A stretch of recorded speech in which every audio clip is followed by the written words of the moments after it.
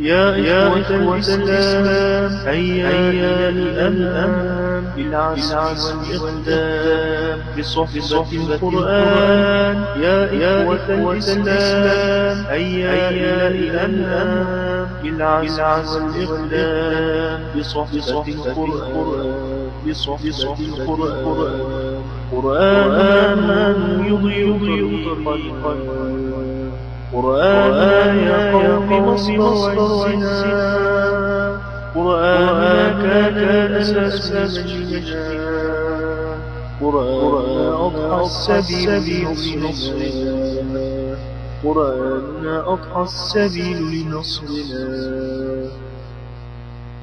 هيا ارفعوا القرآن وحطموا الأوثان وحرروا الإنسان من قبضة الطغيان. هيا ارفعوا القرآن وحطموا الأوثان وحرروا الإنسان من قبضة الطغيان.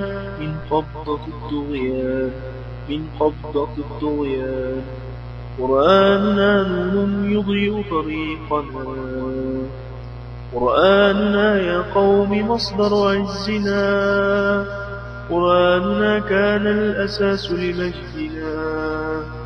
قرآننا أضحى السبيل لنصرنا. قرآننا. بسم الله الرحمن الرحيم. الحمد لله رب العالمين والصلاة والسلام على رسوله الكريم وعلى آله وصحبه أجمعين. மதிப்புக்குரிய இஸ்லாமிய சகோதரர்களே,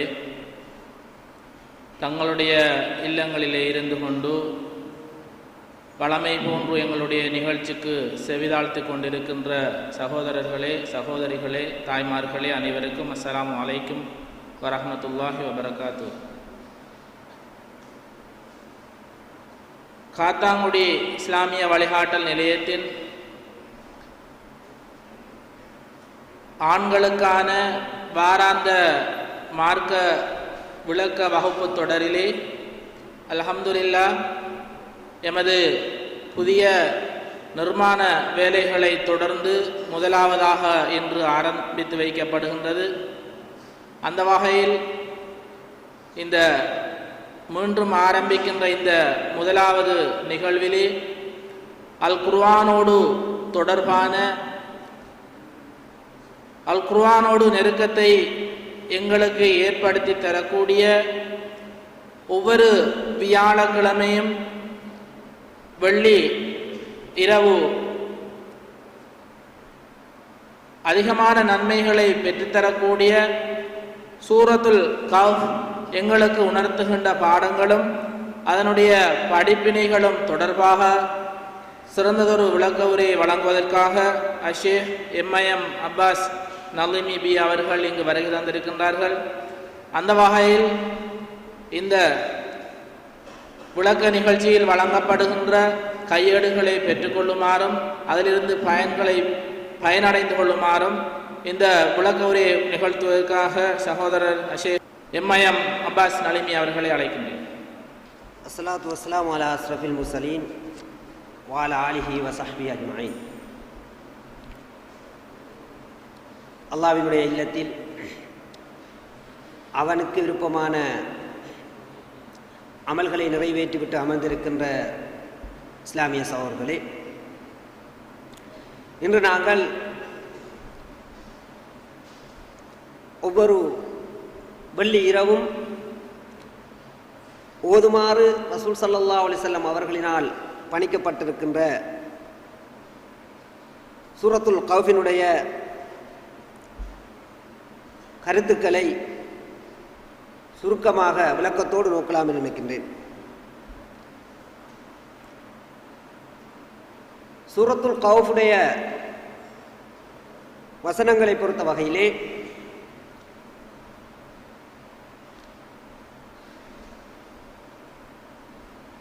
அல் குர்ஆனிலே அல்லாஹ் தஆலா 114 சூறாக்களை இறக்கி வைத்திருக்கின்ற நிலையில் இந்த முழு சூறாவையும் அல்லது இந்த சூறாவின் முதல் 10 வசனங்கள் அல்லது அதனுடைய இறுதி 10 வசனங்களை ஒவ்வொரு வெள்ளிக்கிழமையும் ஓதுமாறு ரசூல் ஸல்லல்லாஹு அலைஹி வஸல்லம் அவர்கள் தூண்டி இருக்கின்றார்கள் என்றால் இந்த சூரா சில விசேட தன்மைகளை ஒவ்வொரு வாரமும் நாங்கள் ஞாபகப்படுத்த வேண்டிய முக்கியமான கருத்துக்களை படிப்பினைகளை உள்ளடக்கியிருக்க வேண்டும். அந்த வகையில் தான் இந்த சூறாவினுடைய முக்கியத்துவம் அமைந்திருக்கிறது. இந்த சூறா மக்காவில் இறக்கப்பட்ட சூறா. காஷியா சூரத்துல் காஷியாவுக்கு அடுத்ததாக இந்த சூறா இறக்கப்பட்டது. எங்களுக்கு தெரியும், அல் குர்ஆனிலே 2 வகை ஒழுங்குகள் இருக்கின்றன. ஒன்று தர்தீபு திலாவத், அல் குர்ஆன் ஓதப்படுகின்ற ஒழுங்கு. அடுத்தது தர்தீபு நுசூல், அல் குர்ஆன் இறக்கப்பட்ட ஒழுங்கு. உண்மையில் அந்த வகையிலே காஷியா என்ற சூறாவுக்கு அடுத்ததாக இந்த சூறா இறக்கப்பட்டது. இப்போது நாங்கள் ஓதுகின்ற அல் குர்ஆனிலே இதனை நாங்கள் சூரத்துல் இஸ்ரா அல்லது பனு இஸ்ராயில் என்ற சூறாவுக்கு அடுத்ததாக இந்த சூறா அமைந்திருக்கிறதை நாங்கள் பார்க்கின்றோம். உண்மையில் இந்த சூறா 4 கதைகளை எங்களுக்கு சொல்கிறது. முக்கியமாக 4 கதைகளை இந்த சூறா எங்களுக்கு சொல்கிறது. எனவே இந்த சூறாவை நாங்கள் கற்பதன் மூலம் அல்லது இந்த சூறாவை விளங்குவதன் மூலம் சில கேள்விகளுக்கு நாங்கள் விடை காண முயல்கின்றோம். முதலாவது, இந்த சூறாவில் குறிப்பிடப்படுகின்ற இந்த 4 கதைகளுக்கிடையே உள்ள தொடர்பு என்ன, அல்லது இந்த 4 கதைகளை விசேஷமாக அல்லாஹ் தஆலா இந்த சூறாவிலே இணைத்து கூறுவதற்கான காரணம் என்ன.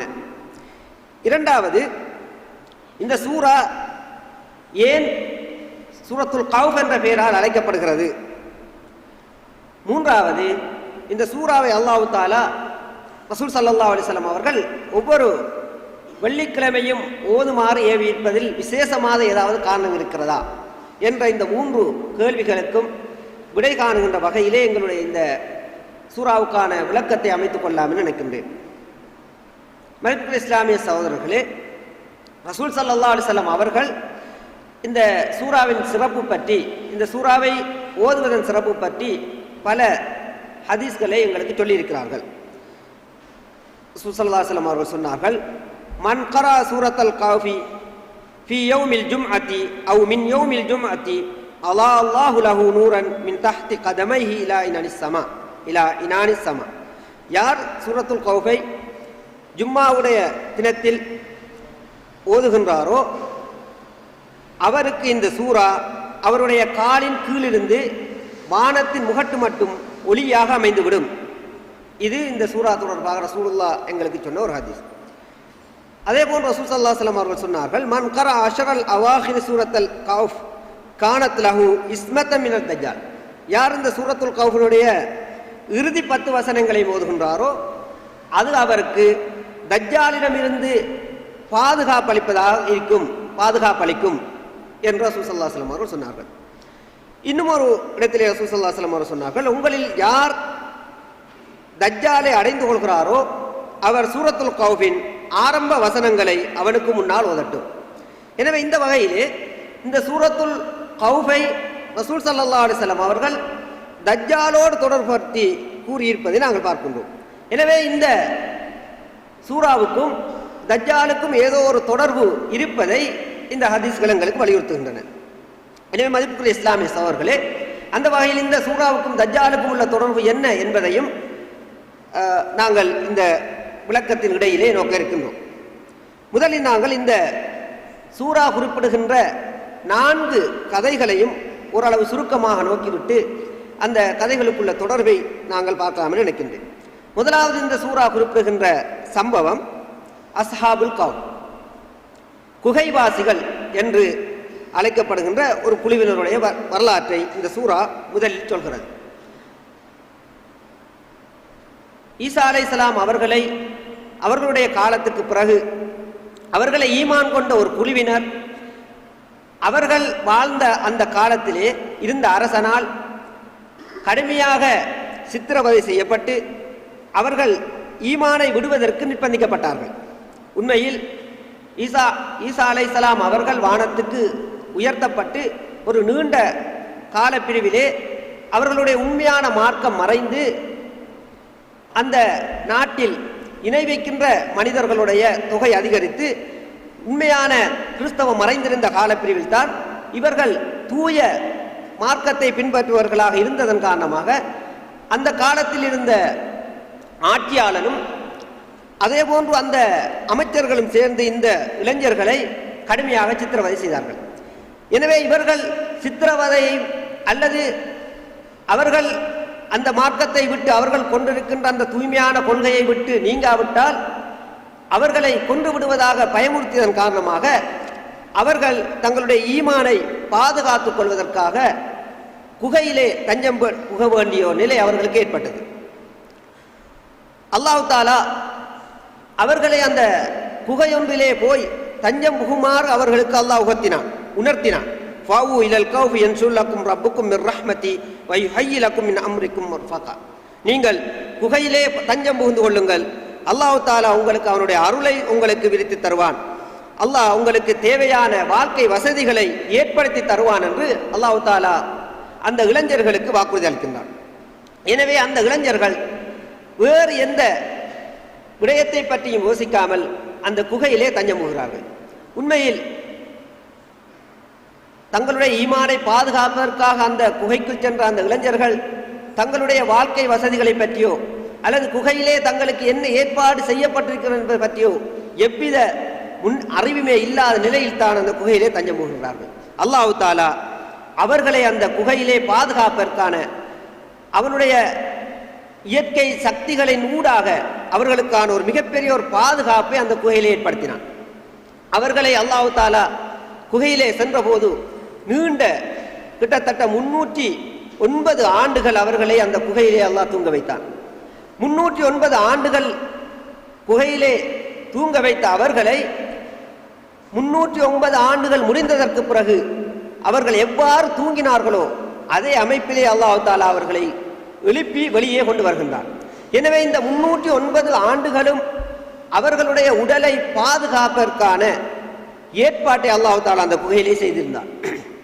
அவர்கள் குகையிலே தூங்குகின்ற போது சூரியன் ஒளி அந்த குகையின் ஒரு துளையினால் அந்த அவர்களுடைய உடலிலே பட்டுக்கொண்டிருந்தது. சூரியன் உதிக்கும் போது வலது பக்கத்தினால் அந்த சூரியன் நகர்ந்து செல்லும், மறையும் போது இடது பக்கத்தினால் சூரியன் நகர்ந்து செல்லும். இதன் மூலம் அவர்களுடைய உடலிலே ஓரளவு சூரிய ஒளி படுவதற்கான ஏற்பாட்டை அல்லாஹ் செய்திருந்தார். அவர்கள் தூங்குகின்ற போது கண்கள் விழித்த நிலையிலே அவர்கள் தூங்கிக் கொண்டிருந்தார்கள் என்று இந்த சூறாவிலே அல்லாஹ் தஆலா குறிப்பிடுகின்றான். எனவே தூங்குகின்ற நேரத்தில் அவர்களுடைய கண்கள் மூடிய நிலையில் அவர்கள் தூங்கி இருந்தால் அவர்கள் விழித்தவுடன் அவர்களுடைய பார்வை புலனை அவர்கள் இழந்திருப்பார்கள். எனவே விழித்த நிலையில் தூங்கியதன் காரணமாக சூரிய ஒளியை உணர்கின்ற திறனை அந்த கண் இழக்காமல் இருந்தது. அந்த ஏற்பாட்டையும் அல்லாஹ் தஆலா செய்திருந்தார். அதே போன்று அல்லாஹ் தஆலா அவர்களை அந்த குகையிலே தூங்குகின்ற நேரத்திலே அவர்கள் ஒரே பக்கத்திலே தூங்காமல் பிரட்டி பிரட்டி தூங்குகின்ற ஏற்பாட்டை அல்லாஹ் தஆலா செய்திருந்தான். வனுகல்லிபுஹும் தாத்தல் யமீனி வ தாத்தல் ஷிமால் என்று அல்லாஹ் தஆலா குர்ஆனிலே சூரத்துல் கௌஃபிலே குறிப்பிடுகின்றான். அவர்களை நாங்கள் வலது பக்கமும் இடது பக்கமும் பிரட்டி பிரட்டி தூங்க வைத்தோம். எங்களுக்கு தெரியும், ஒரு மனிதர் ஒரு குறிப்பிட்ட நேரத்துக்கு தொடர்ந்து தூங்கினால் அவருடைய உடலிலே படுக்கை புண்ணு ஏற்பட்டுவிடும். எனவே இவ்வாறான ஒரு நிலை அவர்களுக்கு ஏற்படாமல் இருப்பதற்காக அல்லாஹ் தஆலா அவர்கள் பிரட்டி பிரட்டி தூங்குவதற்கான ஏற்பாட்டை இயற்கையாகவே அங்கே செய்து வைத்தார். இதன் மூலம் அவர்கள் கிட்டத்தட்ட 309 ஆண்டுகள் அந்த குகையிலே தூங்குகிறார்கள். தூங்கி அந்த குறிப்பிட்ட காலம் வந்ததற்கு பிறகு அவர்கள் எழுந்துகிறார்கள். எழுந்து அவர்கள் தங்களுக்குள்ளேயே பேசிக்கொள்கிறார்கள், நாங்கள் எவ்வளவு நேரம் தூங்கி இருப்போம்? அவர்கள் சொன்னார்கள், நாங்கள் ஒரு நாள் அல்லது கொஞ்ச நேரம் தூங்கி இருப்போம் என்று அவர்கள் தங்களுக்குள் பேசிக்கொண்டு தங்களில் உள்ள ஒருவரை விழித்து எழுந்தவுடன் அவர்களுக்கு பசி ஏற்படுகிறது. எனவே தங்களில் ஒருவரை அவர்கள் உணவு வாங்குவதற்காக வெளியே அனுப்புகிறார்கள். வெளியே அனுப்புகின்ற போது அவரிடம் சொல்லி அனுப்புகிறார்கள், நீங்கள் மற்றவர்களுக்கு தெரியாமல் மிகவும் எச்சரிக்கையாக சென்று உணவு வாங்கி கொண்டு வாருங்கள்.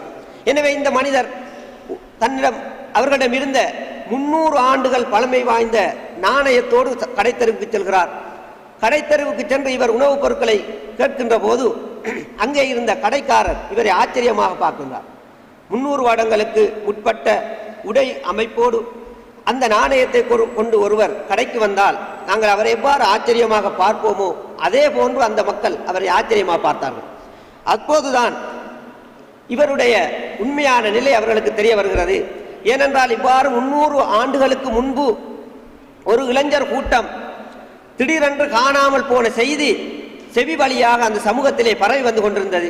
எனவே இவர்கள் பற்றிய செய்தி அந்த கடைத்தெருவில் பரவியதன் காரணமாக அங்கே இருந்த முதியவர்கள் அந்த இவர்களுடைய உண்மை நிலையை அறிந்து கொண்டு இவர்களை பின்தொடர்ந்து செல்கிறார்கள். இந்த உணவு வாங்க வந்த மனிதரை அவர் அந்த குகைக்கே திரும்பி சென்று அங்கே அவர் மரணித்து விடுகிறார். அங்கே இருந்த அவர் அங்கே இருந்த தங்கள் சகோதரோடு சேர்த்து இவர் மரணித்து விடுகிறார். எனவே அவர்கள் மரணித்ததன் பின்பு அந்த மனிதர்கள் அவருக்காக ஞாபகார்த்தமாக ஒரு பள்ளிவாசலை நாங்கள் கட்டுவோம் என்று பேசிக்கொள்வதாக இந்த சூரா அவர்களை பற்றி சொல்கிறது நாங்கள் பார்க்கின்றோம். உண்மையிலே இந்த இளைஞர்களை பாதுகாப்பதற்காக அல்லாஹ் தஆலா அந்த குகையிலே மிகப்பெரிய ஏற்பாடு செய்திருந்ததை நாங்கள் பார்க்கின்றோம். இது இந்த சூரா சொல்கின்ற முதலாவது கதை. இரண்டாவது இந்த சூரா குறிப்பிடுகின்ற கதை தான் சாஹிபுல் ஜன்னத்தை, 2 தோட்டங்களின் சொந்தக்கார். அல்லாஹ் தஆலா ஒரு மனிதனுக்கு நிறைய செல்வங்களை கொடுத்திருந்தான், 2 தோட்டங்களை கொடுத்திருந்தான். அதே போன்று அந்த வேறு பல தோட்டங்களையும் அல்லாஹ் அவனுக்கு கொடுத்திருந்தான். அவனுடைய 2 தோட்டங்களுக்கும் இடையிலே 6 ஒன்று குறுக்கறுத்து ஓடுகின்ற ஏற்பாட்டை அல்லாஹ் தஆலா செய்திருந்தான். இவ்வாறு அவனுடைய வாழ்க்கைக்கு தேவையான பொருளாதார ரீதியாக அவனுடைய வாழ்வுக்கு தேவையான எல்லா வசதியையும் அந்த பல தோட்டத்தின் ஊடாக அல்லாஹ் கொடுப்பதற்கான ஏற்பாடு செய்திருந்தான். ஆனால் அந்த மனிதனுடைய தோட்டத்தை அல்லாஹ் தஆலா அப்படியே அழித்து விடுகின்றான். அதற்கான காரணத்தை அல்லாஹ் தஆலா அந்த சூறாவிலேயே தொடர்ந்து செல்வதை நாங்கள் பார்க்கின்றோம். வதஹல ஜன்னதஹு வஹுவ ஸாலிமுன் லினஃப்ஸி قال ما اظن ان تبيد هذه ابدا. அவன் அந்த தோட்டத்துக்கு நுழைகின்ற போது தனக்கு அநியாயம் செய்தவனாக நினைந்தான். உண்மையில் அவன் அந்த தோட்டத்துக்கு நுழைகின்ற போது இவ்வாறு சொல்லிக் கொண்டு நுழைந்தான், இந்த தோட்டம் அழிந்து விடும் என்று நான் நினைக்கவில்லை.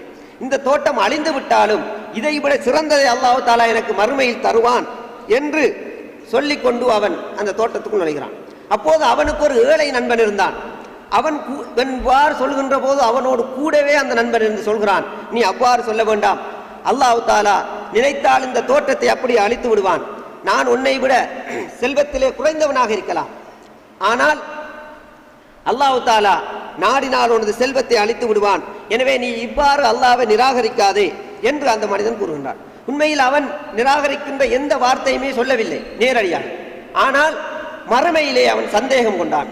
மறுமை நடைபெற்றாலும் மறுமை ஒன்று இருந்தாலும் இதைவிட சிறந்ததான் அல்லாஹ் எனக்கு தருவான். எனவே இந்த செல்வமும் அவனுக்கு கொடுத்திருக்கின்ற இந்த பொருளாதாரமும் நிலையானது, இது அழிந்து விடாது என்ற மனோநிலை அவனுக்கு ஏற்பட்டதை அல்லாஹ் தஆலா அவன் செய்த மிகப்பெரிய பாவமாக கருதி அவனுடைய செல்வத்தை அழித்து விட்டதை அந்த 2வது சம்பவம் எங்களுக்கு சொல்கிறது. 3வது சம்பவத்திலே மூசா அலைஹிஸ்ஸலாம் அவர்களுக்கும் ஹிதர் அலைஹிஸ்ஸலாம் அவர்களுக்கும் இடையே நடந்த ஒரு மிகப்பெரிய உரையாடல், ஒரு பயணமும் அந்த பயணத்திலே நடந்த உரையாடலை இந்த சூரா எங்களுக்கு சொல்கிறது. மூசா அலைஹிஸ்ஸலாம் அவர்கள் ஒரு முறை தனது சமூகத்தின் மத்தியில் பேசிக்கொண்டிருக்கிறார்கள். அப்போது அந்த சமூகத்தில் ஒரு மனிதர் எழுந்து கேட்கின்றார், இந்த உலகத்தில் இருக்கின்ற மிகப்பெரிய அறிவாளியார்? அப்போது மூசா அலைஹிஸ்ஸலாம் அவர்கள் சொல்கிறார்கள், இந்த உலகத்தில் இருக்கின்ற மிகப்பெரிய அறிஞர் நான் தான். உண்மையில் மூசா அலைஹிஸ்ஸலாம் அவர்கள் அவ்வாறு சொல்வதற்கு நியாயம் இருக்கிறது. உலுல் அஸ்ம் என்று அழைக்கப்பட்ட திட உறுதி பூன்ற 5 ரசூல்மார்களில் அவர் ஒருவர். அதே போன்று அல்லாஹ்வோடு நேரடியாக பேசிய நபி, அல்லாஹ்விடமிருந்து அவர்களுக்கு நேரடியாக வஹி இறங்கிக் கொண்டிருக்கிறது.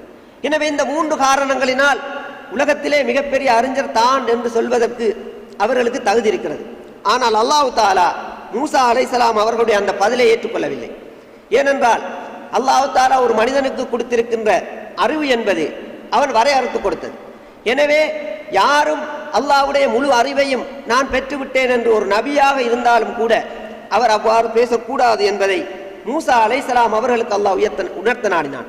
எனவே அல்லாஹ் தஆலா மூசா அலைஹிஸ்ஸலாம் அவர்களுக்கு சொன்னான், 2 கடல்களும் சந்திக்கின்ற ஒரு இடத்திலே ஒருவர் இருக்கிறார், அவரை சந்தித்து நீங்கள் அறிவை பெற்றுக் கொள்ளுங்கள். எனவே மூசா அலைஹிஸ்ஸலாம் அவர்கள் அல்லாஹ் தஆலா குறிப்பிட்ட அந்த 2 கடல்களும் சந்திக்கின்ற இடத்திலே இருக்கின்ற மனிதரை தேடி சொல்கிறார்கள். உண்மையில் இவர்தான் ஹிதர் அலைஹிஸ்ஸலாம் என்று சொல்லப்படுகின்ற மனிதர். உண்மையிலே எங்களுக்கு தெரியும், ஹிதர் அலைஹிஸ்ஸலாம் அவர்களை பற்றி நிறைய வாத பிரதிவாதங்கள் இருக்கின்றன. உங்களுக்கு கையிலே தரப்பட்டிருக்கின்ற அந்த டியூட்டில் கூட அது சம்பந்தமான ஒரு விரிவான விளக்கம் இருக்கிறது. நீங்கள் அதனை வாசித்துக் கொள்ள முடியும். எனவே நான் சுருக்கமாக சில கருத்துக்களை மாத்திரம் இவ்விடத்தில் கூறிவிட்டு செல்லாமல் நினைக்கின்றேன். உண்மையில் ஹதர் அலைஹிஸ்ஸலாம் அவர்களை பற்றி அல் குர்ஆன் அறிமுகப்படுத்துகின்ற போது ஃபவஜதா அப்தன் மின் இபாதினா, எங்களுடைய அடியார்களில் ஒரு அடியாரை அவர்கள் கண்டார்கள், ஒரு அடியானை அவர்கள் கண்டார்கள். ஆத்தைனாஹு ரஹ்மத்தன் மின் இந்தினா, அவருக்கு நாங்கள் எங்களுடைய அருளிலிருந்து அவருக்கு நாங்கள் கொடுத்திருந்தோம். வ அல்லம்னாஹு மின் லதுன்னா இல்மா, எங்களுடைய புறத்திலிருந்து அவருக்கு நாங்கள் கற்பித்திருந்தோம் என்றுதான் அல் குர்ஆன் குறிப்பிடுகின்றது. ஹதர் அலைஹிஸ்ஸலாம் அவர்கள் என்ற ஹதர் என்ற பெயரை கூட அல் குர்ஆன் குறிப்பிடவில்லை. அவரை பற்றிய மேலதிக எந்த தகவலையும் அல் குர்ஆன் தரவில்லை. ஒரு அடியான் என்று தான் குறிப்பிடுகிறது. எனவே ஹதர் அலைஹிஸ்ஸலாம் அவர்கள் ஒரு நபியா, அவர் ஒரு மலக்கா என்ற வாதம் பின்னாளில் முஸ்லிம் சமூகத்திலே தோற்றம் பெற்றது. எங்களுடைய சமூகத்திலும் கூட ஆரம்ப காலங்களில் நான் நினைக்கின்றேன், இங்கே இருக்கின்ற வயது ஓரளவு 40 வயதுக்கு மேற்பட்டவர்களுக்கு தெரிந்திருக்கும். ஹயாத் நபி அப்பா என்ற பெயரினால் இவருக்காக பாட்டோர் சமைத்து கொடுத்து அந்த நிகழ்வை ஒரு சமய நிகழ்வாக நடத்துகின்ற வளமை எங்கள் உள்ளும் இருந்தது. இந்த ஹயாத் நபி அப்பா என்று சொல்பவரைத்தான் பெரும்பாலும் இந்த ஹிதர் அலைஹிஸ்ஸலாம் என்றும் அவர் மரணமற்றவர் என்றும் அவர் உலகத்திலே தொடர்ந்து வாழ்ந்து கொண்டிருக்கிறார் என்ற நம்பிக்கையும் எங்களுடைய மக்களிடம் ஆரம்ப காலத்தில் இருந்திருக்கிறது.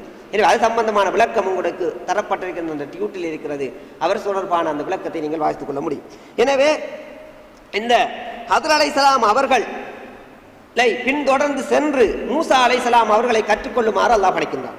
உண்மையில் ஏன் மூசா அலைஹிஸ்ஸலாம் அவர்களை ஹதர் அலைஹிஸ்ஸலாம் அவர்களிடம் கற்றுக்கொள்ளுமாறு அல்லாஹ் பணித்தான் என்றால், உண்மையில் அல்லாஹ்வுடைய கலா கதிர் அல்லது இந்த உலகத்தில் நடக்கின்ற நிகழ்வுகளை நிர்ணயிக்கின்ற ஆற்றல் அல்லாஹ்விடம் இருக்கின்றது.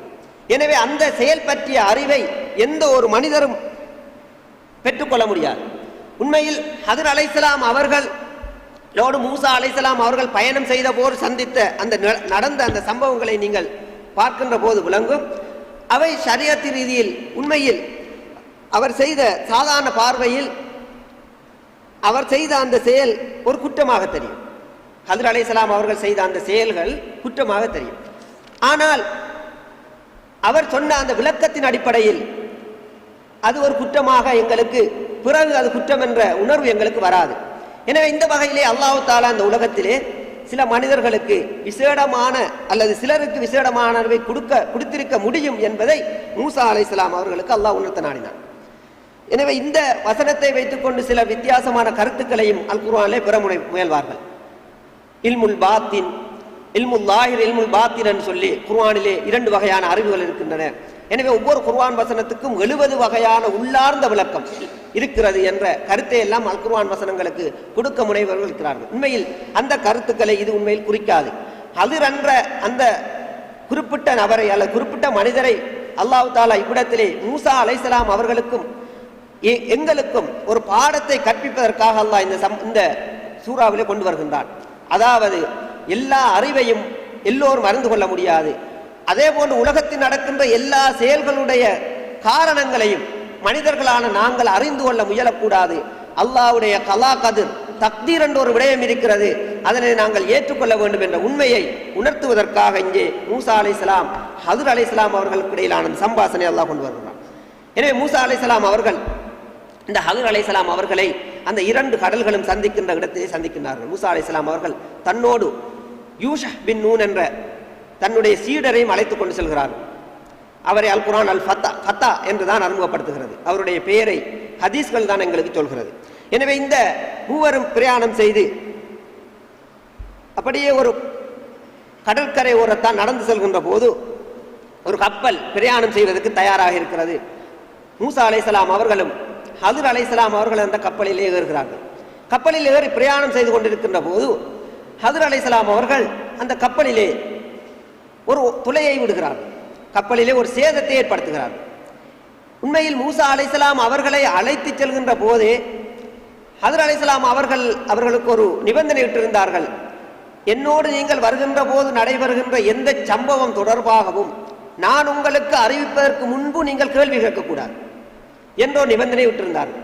ஆனால் மூசா அலைஹிஸ்ஸலாம் அவர்களுக்கு எப்பவுமே ஒரு தீமையை காண்கின்ற போது அதனை தட்டி கேட்கின்ற உணவு பொதுவாக மனிதர்களுக்கு ஒரு நபி என்ற வகையில் அது அவருக்கு மிக கூடுதலாக இருக்கு. எனவே இந்த கப்பலில் பிரயாணத்துக்கு அவர்களை அந்த கப்பல்காரன் ஏற்றுகின்ற போது கூட அவர்களிடம் கூலி வரவில்லை. எனவே இவர்கள் நல்ல மனிதர், சாலிகான மனிதர்கள் என்று கண்டதன் காரணமாகத்தான் அந்த கப்பலிலே இவர்களை அழைத்துக் கொண்டு செல்கிறார். அந்த நேரத்தில் ஹதர் அலைஹிஸ்ஸலாம் அவர்கள் அந்த கப்பலிலே ஒரு சேதத்தை ஏற்படுத்தியதை கண்டபோது மூசா அலைஹிஸ்ஸலாம் அவர்கள் கேட்டார்கள், ஏன் இந்த கப்பலிலே நீங்கள் சேதத்தை ஏற்படுத்துகிறீர்கள் என்று அவர்களை வினவிய போது ஹதர் அலைஹிஸ்ஸலாம் அவர்கள் சொன்னார்கள், நான் உங்களை ஆரம்பத்திலே சொன்னேன், என்னிடம் கேள்வி கேட்கக்கூடாது என்று. அப்போது மூசா அலைஹிஸ்ஸலாம் சொன்னார்கள், நான் இதற்கு பிறகு கேட்க மாட்டேன் என்று சொல்லி இருவரும் பிரயாணத்தை தொடர்ந்து செல்கிறார்கள். பிரயாணம் தொடர்ந்து சென்று கப்பலில் இருந்து இறங்கி அவர்கள் கடற்கரையோரமாக அப்படியே நடந்து போகிறார்கள். அப்போது ஒரு சிறுவன் விளையாடி கொண்டு வருகிறான். அந்த சிறுவனை பிடித்து அவனுடைய கழுத்தை திருகி இந்த ஹதர் அலைஹிஸ்ஸலாம் அவர்கள் கொலை செய்து விடுகிறார்கள். இதை பார்த்தவுடன் மூசா அலைஹிஸ்ஸலாம் அவர்களுக்கு தான் அளித்த வாக்குறுதி கூட மறந்து விடுகிறது. அவர்கள் கேட்கிறார்கள், எந்த ஒரு பாவமும் செய்யாத இந்த சிறிய குழந்தையை ஏன் நீங்கள் கொலை செய்தீர்கள்? அப்போது இந்த ஹதர் அலைஹிஸ்ஸலாம் சொல்கிறார்கள், நான் உங்களிடம் ஆரம்பத்திலே சொல்லி இருக்கின்றேன், என்னோடு பொறுமையாக பிரயாணம் செய்வதற்கு உங்களால் முடியாது.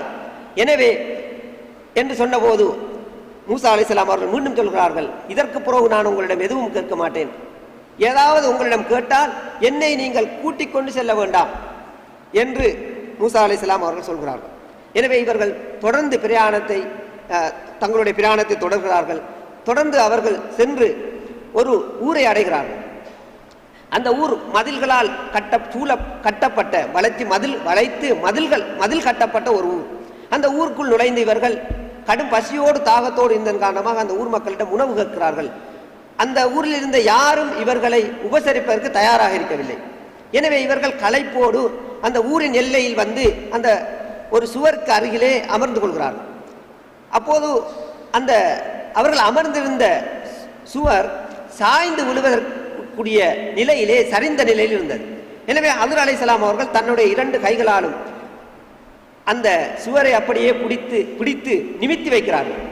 இதை பார்த்த மூசா அலைஹிஸ்ஸலாம் அவர்கள் கேட்கிறார்கள், எங்களுக்கு உணவு தர மறுத்த, எங்களை உபசரிக்க மறுத்த இந்த மனிதர்களுக்கு ஏன் உதவி செய்கிறீர்கள்? அவர்களுடைய ஊரின் எல்லையை பாதுகாப்பாக இருக்கின்ற சுவர்களை ஏன் நிமித்தி வைத்தீர்கள் என்று கேட்கிறார்கள்.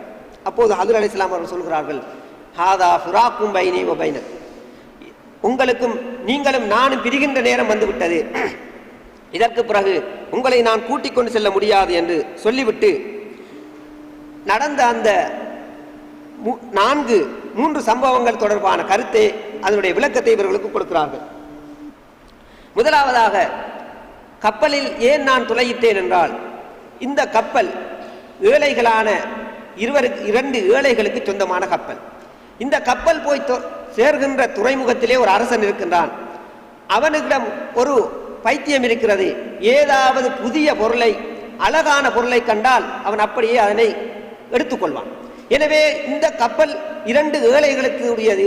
எனவே இந்த கப்பலையும் அவன் அபகரித்துக் கொள்ளாமல் இருப்பதற்காகத்தான் இந்த கப்பலிலே நான் ஒரு சேதத்தை ஏற்படுத்தினேன். எனவே என்று ஹதர் அலைஹிஸ்ஸலாம் அவர்கள் அந்த கப்பலில் துளையிட்டதற்கான விளக்கத்தை சொன்னார்கள். அப்படி என்றால் சிறுவனை கொண்டதற்கான காரணம் என்ன என்று கேட்டபோது சொன்னார்கள், இந்த சிறுவன் வளர்ந்து பெரியவனானால், இவனுடைய 2 பெற்றோரும் சாலிகான மனிதர்கள், இருவரும் அல்லாஹ்வுக்கு பயந்து சாலிகான மனிதர்களாக வாழ்ந்து கொண்டிருக்கிறார்கள். இவன் வளர்ந்து பெரியவனானால் அவர்கள் இருவரையுமே சங்கடத்துக்குள்ளாக்கி விடுவான்.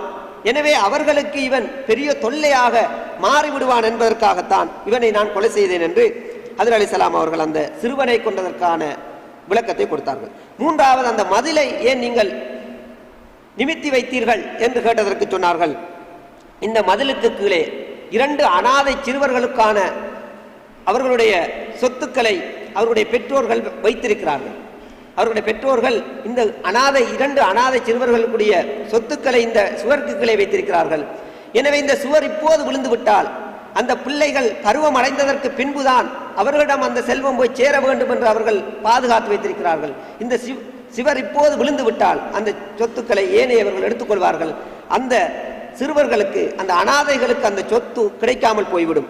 எனவே தான் அந்த சுவரை நான் நிமித்தி வைத்தேன். இதனுடைய விளக்கத்தை நீங்கள் அறிய மாட்டீர்கள் என்று மூசா அலைஹிஸ்ஸலாம் அவர்களுக்கு அந்த விளக்கத்தை சொல்கிறார்கள். இது தான் மூசா அலைஹிஸ்ஸலாம் அவர்களும் ஹதர் அலைஹிஸ்ஸலாம் அவர்களுக்கும் இடையிலே நடந்த அந்த சம்பவம், அந்த சூரத்துல் கௌஃப் சொல்கின்ற 2வது சம்பவம். 3வது சம்பவம், துல்கர்னைன் என்ற ஒரு பேரரசர் பற்றியது. உண்மையில் அல்லாஹ் தஆலா ஆழ்ந்த தொழில்நுட்ப அறிவையும் ஆற்றலையும் கொடுத்த ஒரு மன்னராக துல்கர்னைன் என்ற ஒரு மிகப்பெரிய பேரரசர் இருந்தார். அவருக்கு அல்லாஹ் தஆலா எல்லா ஆற்றல்களையும் எல்லா வசதிகளையும் இந்த உலகத்திலே கொடுத்திருந்தான். இன்னா மக்கன்னா லஹு ஃபில் அர்லி வ ஆத்தைனாஹு மின் குல்லி ஷைஇன் சபபா. நாங்கள் அவருக்கு இந்த உலகத்திலே அதிகாரத்தையும் அனைத்து காரணங்களையும் அவருக்கு தயார்படுத்தி கொடுத்திருந்தோம் என்று அல் குர்ஆன் அவரை பற்றி சொல்கிறது. எனவே அவருக்கு அல்லாஹ் கொடுத்திருந்த அதிகாரத்தையும் ஆற்றலையும் வளங்களையும் மனிதர்களை நேர்வழிப்படுத்துவதற்காக, நல்ல வழியிலே அவர்களை செலுத்துவதற்காக, அல்லாஹ்வின் பாதையில் அவர்களை அழைப்பதற்காக அவர் பயன்படுத்தினார். அவற்றை அவர் தீய வழியிலே பயன்படுத்தவில்லை என்பதால் குர்ஆன் குறிப்பிடுகிறது. இவ்வாறு அவர் உலகத்தை சுற்றி வருகின்ற போது ஒரு சமூகத்திடம் அவர் செல்கிறார். அந்த சமூகம் இவரிடம் முறையிடுகிறது, எங்களுக்கு அருகே இருக்கின்ற மலைக்கு பின்னால் இருந்து யஜூஜ் மௌஜூஜ் என்ற ஒரு கூட்டத்தினர் அடிக்கடி வந்து தொந்தரவு செய்கிறார்கள். எனவே அவர்களுடைய தொல்லை எங்களால் தாங்க முடியவில்லை. எனவே அவர்களுடைய தொல்லையிலிருந்து எங்களை பாதுகாப்பதற்காக அவர்களுக்கும் எங்களுக்கும் இடையே ஒரு தடுப்பை, ஒரு அணையை கட்டித்தாருங்கள் என்று துல்கர்னைனிடம் அந்த சமூகம் கேட்கிறது. எனவே துல்கர்னைன் அவர்கள் அந்த சமூகத்துக்காக இரும்பு பாலங்களை வைத்து 2 மலைகளுக்கிடையே இருக்கின்ற ஒரு பள்ளத்தாக்கை அப்படியே மூடி ஒரு மிகப்பெரிய ஒரு பாலத்தை கட்டுகிறார்கள். இரும்பு பாலங்களை வைத்து அவர்கள் செம்பை உருக்கி ஊத்தி அந்த காலத்திலேயே ஒரு மிகப்பெரிய ஒரு பாலத்தை கட்டுகிறார்கள். அவ்வாறு கட்டுகின்ற போது அவர்கள் அந்த சமூகத்தினுடைய உதவியையும் பெற்றுக் கொள்கிறார்கள். துல்கர்னைனுக்கு அல்லாஹ் தஆலா மிகப்பெரிய ஆற்றல்களையும் செல்வங்களையும் கொடுத்திருந்த போதிலும் அந்த சமூகத்தினுடைய உதவியை பெற்றுக் கொள்கிறார்கள். அவர்கள் சொன்னார்கள்,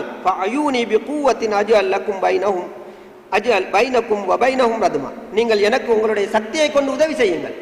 எனவே இங்கே பங்களிப்பு முகாமைத்துவம் என்று நாங்கள் நவீன காலத்தில் பேசுகின்ற ஒரு விடயத்தை துல்கர்னைன் அலைஹிஸ்ஸலாம், துல்கர்னைன் என்ற அந்த பேரரசர் அங்கே கையாண்டிருக்கிறார். அந்த மக்களுடைய உதவியையும் பெற்றுத்தான் அந்த பாலத்தை, அந்த அணையை கட்டி முடித்தார்கள். எனவே இந்த கதைகளைத்தான், இந்த 4 கதைகளையும் இந்த சூரா சொல்கிறது. உண்மையில் இந்த 4 கதைகளுக்கும் இடையே உள்ள தொடர்பு என்ன என்பதை நாங்கள் முதலாவது சிந்திக்க வேண்டும். உண்மையில் மனிதனுடைய வாழ்வில் ஒவ்வொரு மனிதனும் எதிர்கொள்கின்ற 4 சோதனைகளை இந்த 4 கதைகளும் எங்களுக்கு சொல்கிறது. முதலாவது கதையிலே அந்த குகையில் அடைக்கலம் பூண்ட அந்த இளைஞர்கள் அவர்கள் எதிர்கொண்ட சோதனை ஃபித்னத்து தீன், மார்க்கத்திலே ஏற்படுகின்ற சோதனை. ஒரு மனிதனுக்கு இந்த உலகத்திலே அவன் கொண்டிருக்கின்ற நம்பிக்கையிலே சில நேரம் சோதனைகள் ஏற்பட முடியும். அந்த நம்பிக்கையை பறிப்பதற்கு, அந்த நம்பிக்கையிலிருந்து எங்களை பிறழச் செய்வதற்கான சோதனை வர முடியும். ஆனால் அந்த இடத்திலே ஒரு மனிதன் மிக உறுதியாக நின்று தன்னுடைய மார்க்கத்தை பாதுகாத்துக் கொள்கின்ற போது அல்லாஹ் தஆலா எவ்வாறு அந்த குகையிலே அடைக்கலம் புகுந்த அந்த இளைஞர்களுக்கு உதவி செய்தானோ அதுபோன்று அல்லாஹ் தஆலா உதவி செய்வதற்கு தயாராக இருக்கின்றார்.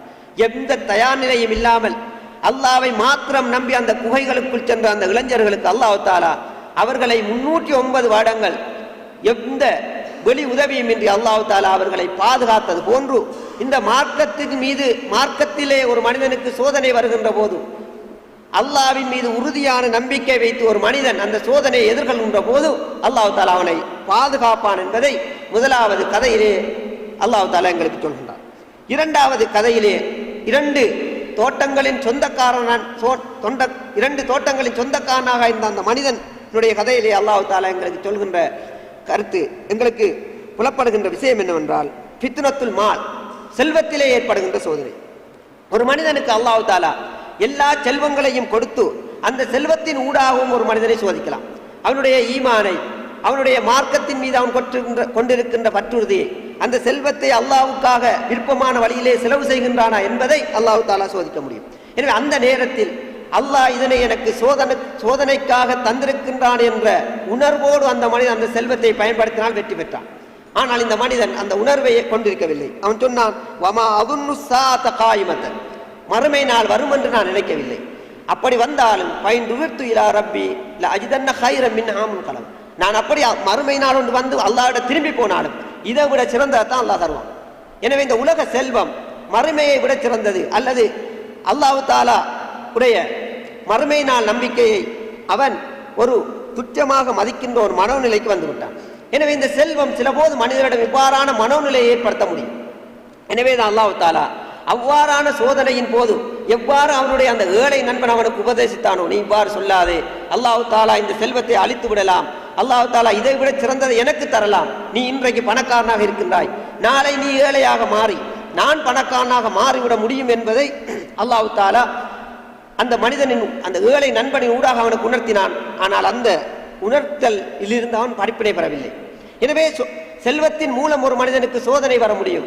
எனவே இது ஒரு மனிதன் இந்த உலகத்திலே எதிர்கொள்கின்ற சோதனை. அந்த சோதனையை தான் அந்த 2 தோட்டங்கள் சொந்தக்காரன் என்ற கதையின் மூலம் அல்லாஹ் தஆலா எங்களுக்கு உணர்த்துகின்றான். மூன்றாவது, அறிவும் ஒரு மனிதனுக்கு சோதனையாக மாற முடியும். ஃபித்னத்துல் இல்ம், ஒரு மனிதனுக்கு அல்லாஹ் கொடுத்திருக்கின்ற அறிவு, அதனால் ஒரு மனிதன் இந்த உலகத்திலே தற்பெருமையும் அகங்காரமும் கொள்ள முடியும். எவ்வாறு இப்லீஸ் தன்னுடைய அறிவின் மூலம் அகங்காரம் கொண்டானோ, அதே போன்று இந்த உலகத்திலே மனிதர்களும் அகங்காரம் கொள்ள முடியும். ஆனால் அவ்வாறு அகங்காரம் கொள்வதன் மூலம் ஒரு மனிதன் அல்லாஹ்வுடைய தண்டனையை பெற்றுக்கொள்ள முடியும். ஆனால் மூசா அலைஹிஸ்ஸலாம் அவர்கள் அந்த இடத்திலே ஹிதர் அலைஹிஸ்ஸலாம் அவர்களோடு மிக பணிவாக நடந்து கொண்டார்கள். அவர் ஒரு நபியா அல்லது அவர் அல்லாஹ்வினுடைய எந்த அந்தஸ்தில் உள்ளவர் என்று அவர்கள் பார்க்கவில்லை. அல்லாஹ் தஆலா இந்த ஹிதர் அலைஹிஸ்ஸலாம் அவரிடம் சென்று சில விஷயங்களை கற்றுக்கொள்ளுங்கள் என்று சொன்னபோது மிக பணிவோடு அவரிடம் சென்று மூசா அலைஹிஸ்ஸலாம் அவர்கள் கற்றுக்கொண்டார். பணிவோடு அவர் அந்த சம்பவத்திலே தொடர்ந்து அவரோடு நடந்து சென்றார்கள். உங்களுக்கு அல்லாஹ் கற்றுத்தந்தவற்றிலே எனக்கும் சில விஷயங்களை கற்றுத்தாருங்கள் என்று கேட்கின்ற ஒருவராகத்தான் மூசா அலைஹிஸ்ஸலாம் அவர்கள் அந்த ஹிதர் அலைஹிஸ்ஸலாம் அவர்களோடு நடந்து கொண்டார். எனவே அந்த பணிவு என்ற விடயம் அறிவு கற்கின்ற இடத்திலே ஒரு மனிதனுக்கு வர வேண்டும். அல்லாஹ் கொடுத்திருக்கின்ற அறிவு கொஞ்சமானது, என்னை விட தெரிந்தவர்கள் இருக்க முடியும் என்ற உணர்வோடு தான் ஒரு அறிஞன் இந்த உலகத்திலே வாழ வேண்டும் என்பதைத்தான் அந்த சம்பவத்திலே அல்லாஹ் எங்களுக்கு உணர்த்துகின்றான். மூன்றாவது, துல்கர்னைன் அவர்களுடைய சம்பவத்திலே அல்லாஹ் எங்களுக்கு உணர்த்துவது ஃபித்னத்துல் சுல்தான், அதிகாரம், ஆட்சி அதிகாரத்தின் மூலமும் ஒரு மனிதனை அல்லாஹ் சோதிக்க முடியும். துல்கர்னைன் அவர்களுக்கு அல்லாஹ் தஆலா இந்த உலகத்திலே மிகப்பெரிய அதிகாரத்தை, மிகப்பெரிய வளங்களை கொடுத்திருந்தான். ஆனால் அந்த அதிகாரமும் ஆட்சியும் அல்லாஹ்வை மறக்கடிக்க செய்யவில்லை. அந்த மிகப்பெரிய அணையை கட்டி முடித்ததற்கு பின்பு துல்கர்னைன் அந்த மக்களை கூட்டி, என்னுடைய சக்தியை பாருங்கள், என்னுடைய ஆற்றலை பாருங்கள், எவ்வளவு பெரிய அணை உங்களுக்கு கட்டியிருக்கின்றேன் என்று அவர்கள் கூறவில்லை. அல் குர்ஆன் மிக அழகாக சொல்கிறது. துல்கர்னைன் அலைஹிஸ்ஸலாம் அவர்கள் சொன்னார்கள், கால ஹாதா ரஹ்மத்தும் மிர் ரப்பி, இது எனது இரட்சகனுடைய அருள், இது எனது இரட்சகனுடைய அருள். ஃபைதா ஜாவாது ரப்பி ஜஅலஹு தக்கா, எனது இரட்சகனுடைய வாக்குறுதி வந்துவிட்டால் இந்த அணையும் கூட சுக்கு நூறாக உடைந்துவிடும். இது எனது இரட்சகனுடைய அருள், எனது இரட்சகனுடைய வாக்குறுதியான மறுமை நாள் வந்தால் இந்த அணையையும் சுக்கலாக அல்லாஹ் உடைத்து விடுவான். வகான வாது ரப்பி ஹக்கா, எனது இரட்சகனுடைய வாக்குறுதி உண்மையானது என்று துல்கர்னைன் அலைஹிஸ்ஸலாம் அவர்கள் அந்த இடத்திலே அல்லாஹ்வை ஞாபகம் செய்ததை பார்க்கணும். இது உண்மையில் ஆட்சி அதிகாரம் கொண்டிருப்பவர்களிடம் வர வேண்டிய பணிவு. எந்த ஆட்சியும் அதிகாரமும் இது அல்லாஹ் எனக்கு தந்தது, என்னை அல்லாஹ் இதன் மூலம் சோதிக்கின்றான் என்ற உணர்வோடு அந்த ஆட்சியையும் அதிகாரத்தையும் பெற்றவர்கள் இருக்கின்ற போது அவர்கள் நடந்து கொள்கின்ற வரை அது அவர்களை பாதுகாக்கும். ஆனால் அதனை மறந்து தான் இந்த உலகத்தின் இந்த அதிகாரம் எல்லாம் என்னுடைய திறமையால், என்னுடைய சக்தியால் கிடைத்தது என்ற உணர்வு ஒருவனுக்கு வந்தால் ஃபிரௌனுக்கு ஏற்பட்ட நிலைதான் ஒரு மனிதனுக்கு ஏற்பட முடியும். எனவே துல்கர்னைன் என்ற அந்த பேரரசர் அல்லாஹ் தஆலா கொடுத்திருக்கின்ற அந்த செல்வங்கள் மூலம் செய்யப்பட்ட செயலினுடைய முழு பலனும் அல்லாஹ்வுடைய அருள் என்று அவர் ஏற்றுக்கொண்டதை நாங்கள் பார்க்கணும், அவருடைய பணிவை பார்க்கணும். எனவே இந்த வகையில் தான் இந்த 4 ஃபித்னாக்களாலும் இந்த உலகத்திலே ஒரு மனிதன் சோதிக்க முடியும். எனவே ஒவ்வொரு வாரமும் அல்லாஹ் தஆலா இந்த சூரத்துல் கௌஃபை ஓதச் சொன்னதன் மிகப்பெரிய தத்துவம் இதுதான். இந்த ஏதோ ஒரு சோதனை எங்களுடைய வாழ்க்கையிலே நாங்கள் எதிர்கொள்ள முடியும். அது மார்க்கத்தில் ஏற்படுகின்ற சோதனையாக இருக்கலாம், செல்வத்தில் ஏற்படுகின்ற சோதனையாக இருக்கலாம், அறிவினால் ஏற்படுகின்ற சோதனையாக இருக்கலாம், அல்லது அதிகாரத்தினால் ஏற்படுகின்ற சோதனையாக இருக்கலாம். இந்த 4 சோதனைகளும் எங்களுடைய வாழ்க்கையில் ஏதோ ஒரு கட்டத்தை நாங்கள் சந்திக்க வேண்டும். எனவேதான் ஒவ்வொரு வாரமும் இந்த சூறாவை ஓதி இந்த சம்பவங்களை ஞாபகப்படுத்திக் கொள்ளுமாறு அல்லாஹ் எங்களை இருக்கின்றார். மதிப்புக்குரிய இஸ்லாமிய சகோதரர்களே, அதே போன்று இந்த 4 ஃபித்னாக்களையும் இந்த உலகத்தில் ஏற்படுத்துகின்ற ஒருவன் இருக்கின்றான். அவன்தான் இப்லீஸ். அவனை பற்றி இந்த சூரத்துல் கௌஃபிலே 50வது வசனத்திலே அல்லாஹ் தஆலா குறிப்பிடுகின்றான். வைது குல்நாலில் மலாயிகத்து இஸ்ஜுது லி ஆதம ஃபஸஜது இல்லா இப்லீஸ். நாங்கள் மலக்குகளுக்கு நீங்கள் ஆதமுக்கு சுஜூது செய்யுங்கள் என்று சொன்னோம், இப்லீஸை தவிர அனைவரும் அவருக்கு மரியாதை செய்தார்கள். அவன் மரியாதை செய்ய மறுத்தான். ஏனென்றால் கான மினல் ஜின்னி ஃபஃபஸகன் அம்ரி ரப்பி, அவன் ஜின்களின் இனத்தைச் சேர்ந்தவனாக இருந்தான். உண்மையில் இப்லீஸ் மலக்கல்ல என்பதை அல்லாஹ் தஆலா இந்த வசனத்திலே மிக தெளிவாக சொல்கிறான். கான மினல் ஜின்னி, உண்மையில் ஜின்னினத்தைச் சேர்ந்தவன் தான் இப்லீஸ், அவன் மலக்கல்ல. சிலர் இப்லீஸை மலக்கு இனத்தைச் சேர்ந்தவன் என்று நாங்கள் கருதுகின்றோம்.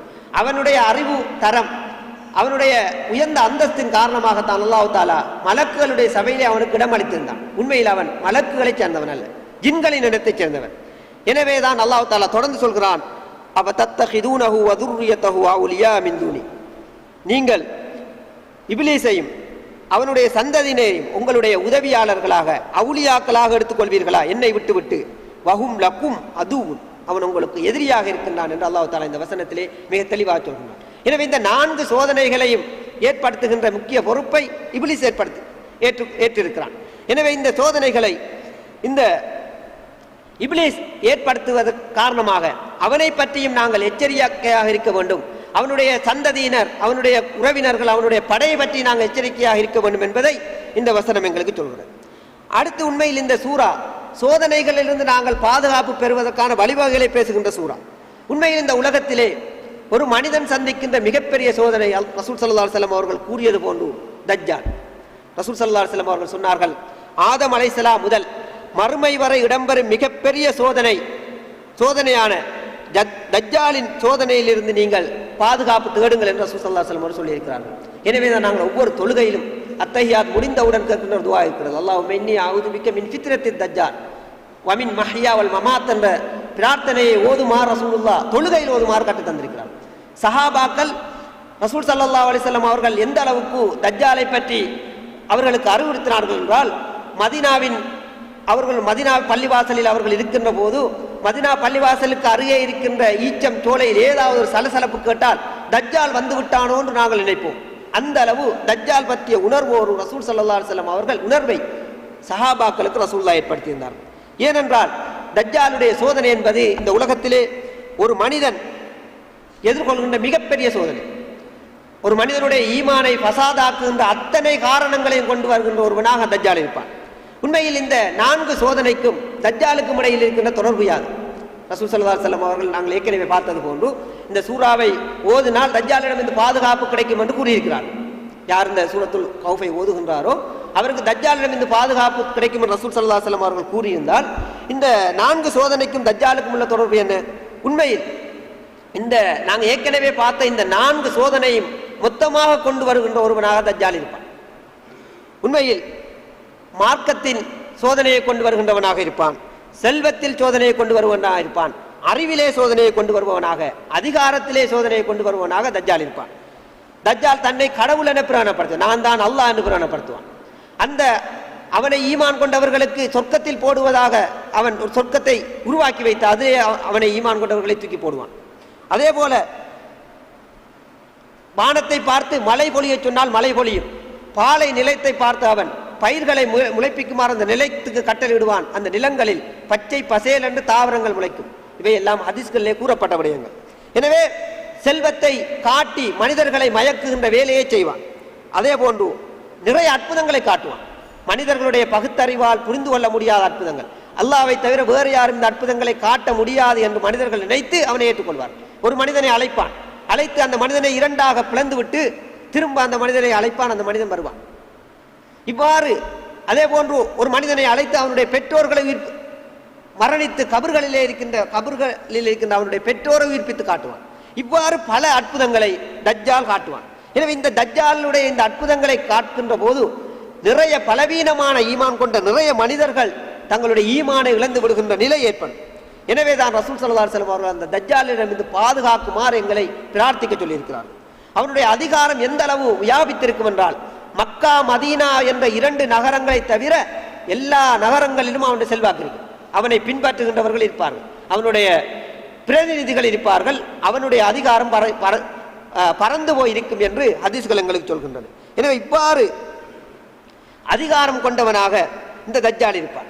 எனவே இந்த தஜ்ஜால் இந்த எல்லா அதிகாரங்களையும் கொண்டவனாக இருப்பதன் காரணமாகத்தான் ஒவ்வொரு வாரமும் ஓதுமாறு ரசூல் ஸல்லல்லாஹு அலைஹி வஸல்லம் அவர்கள் இந்த சூரத்துல் கௌஃபை ஓதி தஜ்ஜாலுடைய ஃபித்னாவிலிருந்து பாதுகாக்குமாறு எங்களை சொல்லியிருக்கிறார். எனவே மதிப்புக்குரிய இஸ்லாமிய சகோதரர்கள், எனவே ஒரு மனிதன் தஜ்ஜாலுடைய ஃபித்னாக்களிலிருந்து பாதுகாப்பு பெறுவதற்கு என்ன செய்ய வேண்டும்? முதலாவது அவன் இந்த அல் குர்ஆனை பற்றி புரிந்து கொள்ள வேண்டும். இந்த சூராவின் முதல் வசனமே எங்கள் எப்படி ஆரம்பிக்கிறது பாருங்கள். அல்ஹம்துலில்லாஹி அல்லதி அன்ஸல அலா அப்தில் கிதாப வலம் யஜ்அல் லஹு இவஜா. இந்த வேதத்தை தன்னுடைய அடியான் மீது இறக்கி வைத்த அல்லாஹ்வுக்கே எல்லா புகழும் என்று இந்த வசனம் ஆரம்பிக்கிறது. எனவே இந்த வேதம் எவ்வித குறைபாடுமற்ற அல்லது கோணலுமற்ற வேதம். எனவே இந்த வேதத்தை நீங்கள் பற்றி பிடித்துக் கொள்ளுங்கள் என்று அல்லாஹ் தஆலா இந்த முதல் வசனத்திலேயே ஆரம்பிக்கிறார். எனவே ஒரு மனிதன் தஜ்ஜாலிலிருந்து பாதுகாப்பு பெற வேண்டுமாக இருந்தால், அல்லது இந்த ஏற்கனவே சொன்ன இந்த ஃபித்னாக்களிலிருந்து பாதுகாப்பு பெற வேண்டுமா இருந்தால், அவன் அல் குர்ஆனை பற்றி பிடித்துக் கொண்டவனாக மாற வேண்டும். அடுத்ததாக இந்த சோதனைகளிலிருந்து பாதுகாப்பு பெறுவதற்கான வழி வகைகளையும் அல்லாஹ் தஆலா இந்த சூறாவிலேயே எங்களுக்கு சொல்லியிருக்கின்றார்.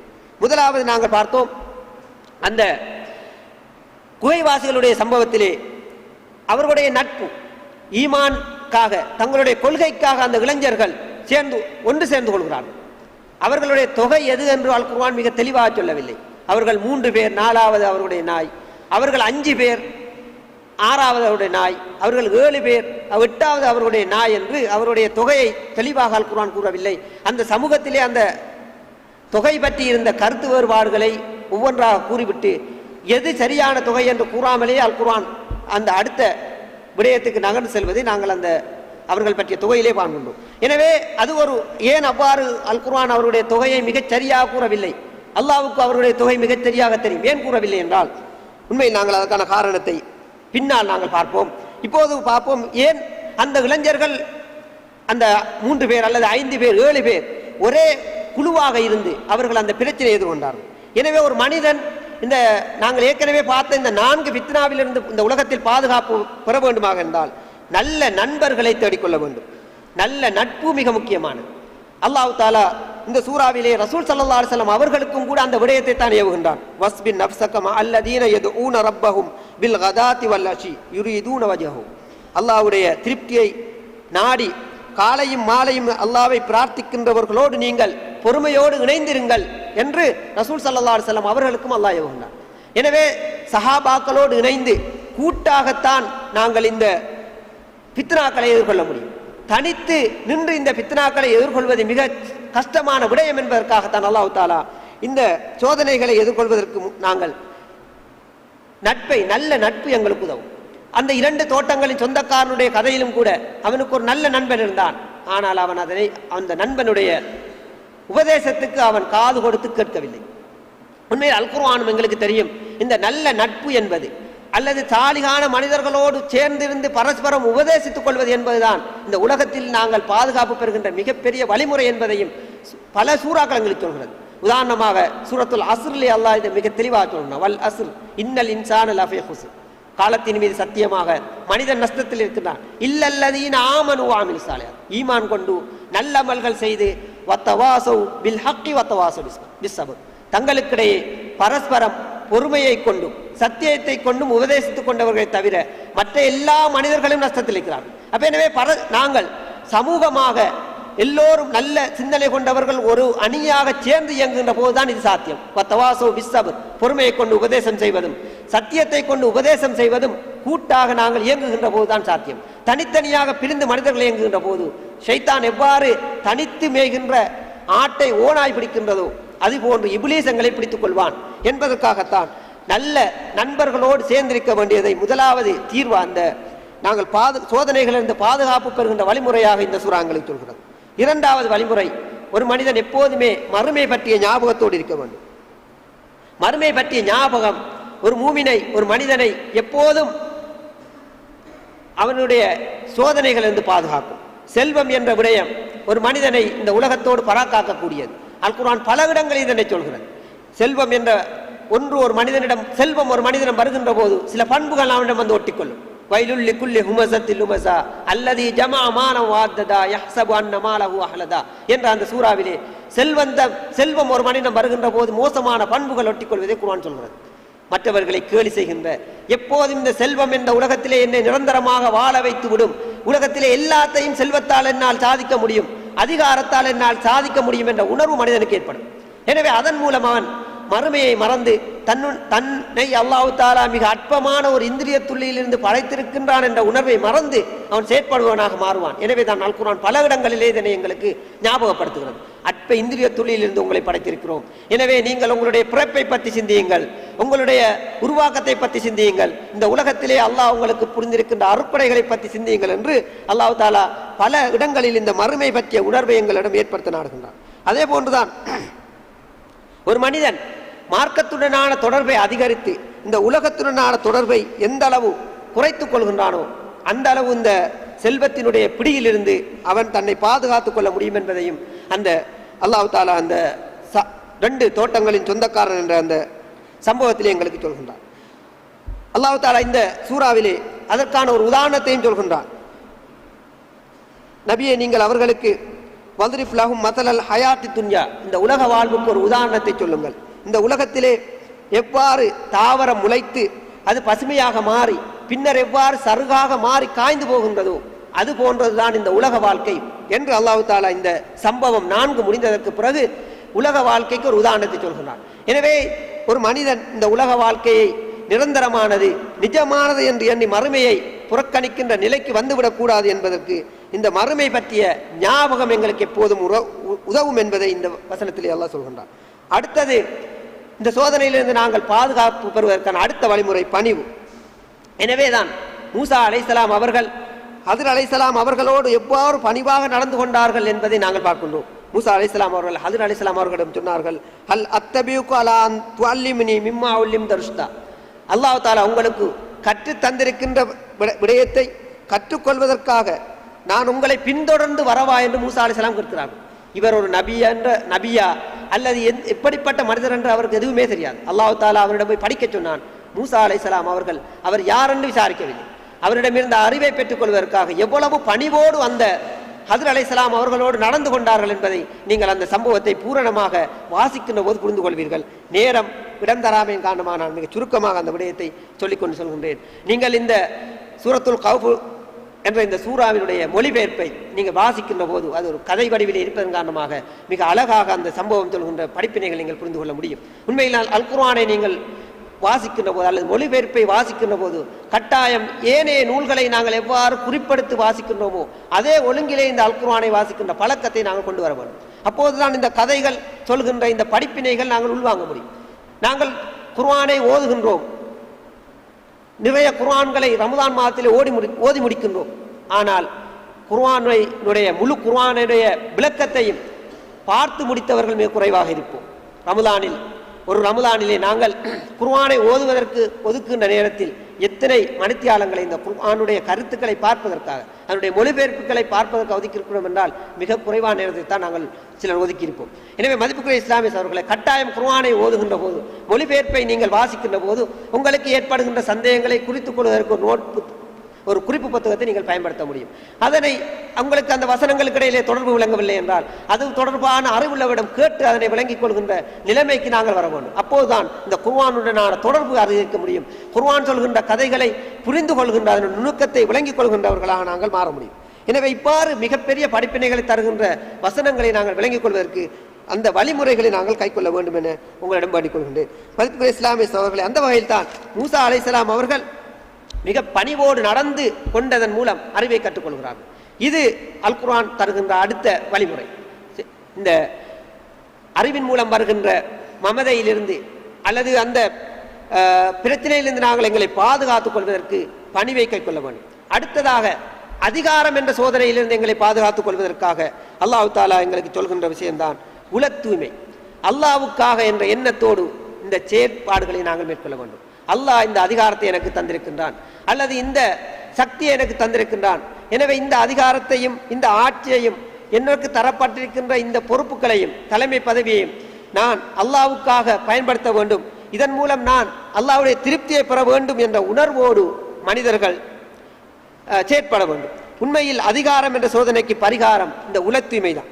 உல தூய்மையும் பணிவாக நடத்தலின் மூலம்தான் அந்த அதிகாரத்தினால் ஏற்படுகின்ற ஒரு மமதை என்ற நோய், உள நோயிலிருந்து மனிதர்கள் தங்களை பாதுகாத்துக் கொள்ள முடியும். ஏனென்றால் நிறைய மனிதர்களுக்கு நாட்காலி கிடைத்தவுடன் அவர்கள் நாட்காலிகளாக மாறிவிடுகிறார்கள். எனவேதான் நாட்காலியில் இருக்கின்ற மனிதன் நாட்காலியாக அல்லது மிருகமாக மாறாமல் இருக்க வேண்டுமாக இருந்தால் அவனிடம் இந்த இறையச்சம், அல்லாவுக்காக என்ற அந்த உணர்வோடு செயற்படுகின்ற நிலையை அவனிடம் வருகின்ற போதுதான் சாத்தியம். எனவே இந்த எப்படி துல்கர்னைன் அவர்கள் அந்த மிகப்பெரிய அணையை கட்டி முடித்ததற்கு பிறகு சொன்னார்கள், ஹாதா ரஹ்மத்தும் மிர் ரப்பி, இது எனது இரட்சகனுடைய அருள் என்ற அந்த வார்த்தையை பிரயோகித்தார்கள். இது அல்லாஹ்வுடைய அருட்கொடை, இது என்றும் நிலைத்திருக்கப் போவதில்லை, அல்லாஹ் தான் சக்தி மிக்கவன், அவனுடைய மறுமை நாள் வந்தால் இந்த அணையும் கூட சுக்கராக உடைந்துவிடும் என்று எவ்வாறு அவர்கள் மறுமையை ஞாபகப்படுத்தினார்களோ அதே உணர்வு இந்த அதிகாரமும் ஆட்சியும் உள்ளவரிடம் வர வேண்டும். எந்த ஒரு செயலையும் அவர்கள் செய்து விட்டாலும் அதனுடைய மகத்துவம் என்னுடைய திறமையால் வெளிப்பட்டது என்ற உணர்வை விட அல்லாஹ்வுடைய அருளினால் வெளிப்பட்டது என்ற உணர்வு அவர்களிடம் பிரவாகிக்கின்ற போதுதான் அந்த அவர்களுடைய அந்த செயல், அதிகாரத்தினால் விளைகின்ற அந்த செயல் இந்த உலகத்திலே நிலையானதாக இருக்கும். இல்லாத போது அவர்களுடைய வாழ்நாளோடையே அவருடைய அதிகாரத்தினால் விளைந்த அந்த செயல்களும் அழிந்து போகின்ற நிலையை பார்க்கின்றோம். துல்கர்னைன் என்ற அந்த மாமன்னர் யாரென்றே தெரியாது. ஆனால் அவரை பற்றி இன்று நாங்கள் பேசிக் கொண்டிருக்கிறோம். காரணம் அவருடைய அந்த உணர்வு, அல்லாஹ்வுக்காக என்று செய்த உணர்வு. எனவே இவ்வாறு அல்லாஹ்வுக்காக என்று செயற்படுகின்ற மனிதன் அழிந்து போகலாம், ஆனால் அவனுடைய செயலின் விளைவு இந்த உலகத்திலே நிறைந்திருக்கும். இதைத்தான் நாங்கள் இஸ்லாமிய வரலாற்றில் பார்க்கின்றோம். இமாம் புகாரி அவர்கள் புகாரா என்ற பிரதேசத்தில், ரஷ்யாவிலே புகாரா என்ற பிரதேசத்திலே பிறந்து வளர்ந்தவர். இமாம் புகாரி அவர்கள் மரணித்ததற்கு பின்பு அவர் யாரென்றே தெரியாது, எங்களுக்கும் கூட தெரியாது. ஆனால் அவருடைய பெயர் உலகத்தில் அவருடைய பெயரை தெரியாத மூமின்கள் முஸ்லிம்கள் இருக்க முடியாது. அவருடைய பெயரை வாழச் செய்தது எது? அவர்கள் செய்த அந்த மிகப்பெரிய அறிவிப்பணி, அல்லாஹ்வுக்காக என்ற தூய எண்ணத்தோடு செய்த அந்த அறிவிப்பணி அவருடைய பெயரை உலகம் முடியும் மட்டும் வாழச் செய்திருக்கிறது. ஆனால் எங்கோ ஒரு மூலையில் ரஷ்யாவின் புகாரா பிரதேசத்தில் வாழ்ந்து மடிந்திருக்க வேண்டிய ஒரு மனிதர் உலகம் முடியும் மட்டும் எங்களுடைய உள்ளங்களிலும் வாழ்ந்து கொண்டிருக்கிறார். இதுபோன்றுதான் இந்த மார்க்கத்துக்காக தூய்மையாக செயற்படுகின்ற மனிதருடைய பெயர் இந்த உலகம் முடியும் மட்டும் வாழும். ஒரு மனிதன் அல்லாஹ்வுக்காக என்ற எண்ணத்தோடு செயற்படுகின்ற போது அவன் பிறப்பதற்கு முன்பு அவன் வாழ ஆரம்பித்து உலகம் முடிந்ததற்கு பிறகும் அவனுடைய வாழ்க்கையை நீடித்து செல்வதை நாங்கள் பார்க்கின்றோம். இது அல்லாஹ் கொடுக்கின்ற அருட்கொடை. எனவே மதிப்புக்குரிய இஸ்லாமிய சகோதரர்களே, இந்த ஃபித்னாவிலிருந்து நாங்கள் பாதுகாப்பு பெறுவதற்கான அடுத்த வழிமுறைதான் உண்மையில் இந்த 4 சம்பவங்களை நாங்கள் பார்க்கின்றோம். 4 பிரிவினர்களும் அவர்கள் ஒரு மிகப்பெரிய பணியை செய்திருக்கிறார்கள். அதுதான் இஸ்லாமிய அழைப்பு பணி. இந்த 4 சோதனைகளிலிருந்து முஸ்லிம்கள் பாதுகாப்பு பெற வேண்டும் என்றால் எந்த கட்டத்திலும் அவர்கள் அல்லாஹ்வுக்காக இந்த மார்க்கத்தின்பால் அழைக்கின்ற பணியை தொடர்ந்து செய்ய வேண்டும். உண்மையில் அந்த இளைஞர்கள், குகைவாசி அஸ்ஹாபுல் கஹ்ஃப், அந்த குகையிலே தூங்கிய அந்த இளைஞர்கள் இந்த மார்க்கத்தின்பால் அந்த அரசனை, அந்த சமூகத்தை அழைத்தார்கள். அவர்களிடம் அந்த கருத்தை, தூதை கொண்டு போனார்கள். அதன் காரணமாகத்தான் அவர்கள் எதிர்ப்பை சந்திக்க வேண்டி வந்தது. எனவே அரசனை அழைக்கின்ற இளைஞர்களை அந்த அஸ்ஹாபுல் கஹ்ஃப் என்ற சம்பவத்திலே காண்கின்றோம். அதே போன்று தனது தோழனுக்கு உபதேசம் செய்கின்ற, தன்னை விட செல்வாக்கும் செல்வமும் மிக்கவனாக தன்னுடைய நண்பன் இருந்த போதிலும், நான் ஏழை என்ற உணர்வு அந்த நண்பனுக்கு இருந்த போதிலும் அந்த நண்பனுக்கு உபதேசிப்பதிலிருந்து அவனுடைய ஏழ்மை அவனை தடுக்கவில்லை. நல்ல விடயத்தை செல்வதற்கு அவனுடைய ஏழ்மை தடையாக அமையவில்லை. என்றாலும் அந்த தோழன் ஏற்றுக்கொள்ளாத போதிலும் கூட தனது தோழனை நன்மையின்பால் அழைத்த அந்த இளைஞனை நாங்கள் பார்க்கின்றோம். அடுத்ததாக தனது குடிமக்களை நன்மையின்பால் அழைத்த அரசனை பார்க்கின்றோம்.